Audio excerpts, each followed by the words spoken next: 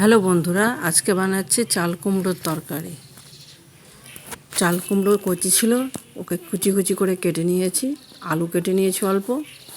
কড়াইতে তেল গরম করে তাতে একটু জিরে ফোড়ন দেব, আর তার আগে একটু বড়ি ভেজে নেব। এটা কলাই ডালের বাড়ির তৈরি করা বড়ি আছে, তো এটা কলাই ডালের বড়ি দিয়ে আজকে চাল কুমড়োটা বানিয়েছি। বড়িটাকে লাল হওয়া পর্যন্ত ভেজে নেব ভালো করে। লাল হয়ে গেছে, এবার বড়িটাকে বের করে নেব। বেশ লাল লাল করে ভাজা করতে হবে বড়িটাকে। তারপর ওই তেলের মধ্যে একটু তেজপাতা, শুকনো লঙ্কা আর জিরে ফোড়ন দিয়ে চাল কুমড়োটাকে দিয়ে দেবো। ভালো করে নাড়াচাড়া করে দিয়ে ওর মধ্যে একটু সামান্য লবণ আর হলুদ দিয়ে ভালো করে নেড়ে চেড়ে ঢেকে দেবো। বেশ খানিকক্ষণ পর্যন্ত ওকে ঢেকে ঢেকে একটু ভাজা ভাজা করে নিতে হবে।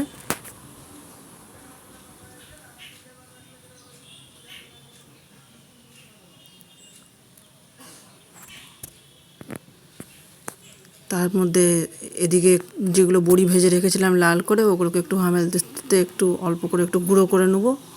মানে গুঁড়ো করে দিলে সিদ্ধটাও ভালো হবে, আর চাল কুমড়োর সঙ্গে মিশে বেশ ভালো এর একটা গন্ধ বেরোয়, সেটা খেতেও বেশ ভালো লাগে।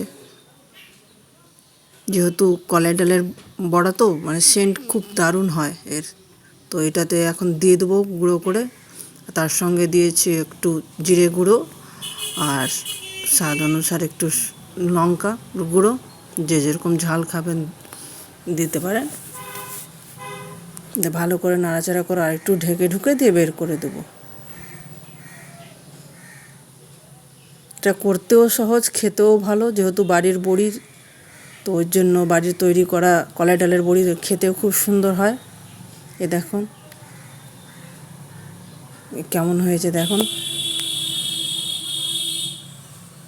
বড়িটা ভেঙে গুঁড়ো করে দিতে গেলে সিদ্ধ তাড়াতাড়ি হয়ে যায়, আর চাল কুমড়োটা বেশ কচি ছিল, তাড়াতাড়ি সিদ্ধ হয়ে গেছে।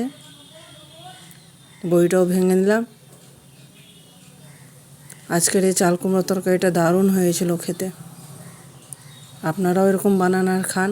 এই দেখেন বন্ধুরা, দারুণ হয়েছিল খেতে।